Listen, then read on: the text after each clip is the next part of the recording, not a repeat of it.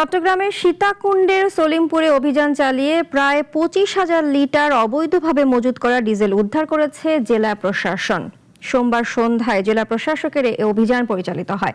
এ সময় জেলা প্রশাসক জানান, জ্বালানি তেলের কোনো সংকট নেই, পর্যাপ্ত সরবরাহ রয়েছে।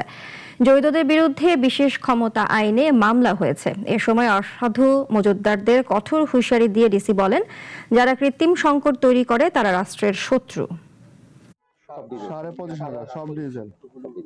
আচ্ছা, তো এখানে কেউ আছে যারা এই ব্যবসার নামে মানুষকে এই একটা চাপের মধ্যে রেখে তারা অসৎ উদ্দেশ্যে একটা রাষ্ট্রের মধ্যে একটা বিশৃঙ্খলা করার চেষ্টা করে, তারা আসলে প্রকৃত ব্যবসায়ী নয়, তাদেরকে আসলে আমরা ঘৃণা করি এবং তারা অপরাধী।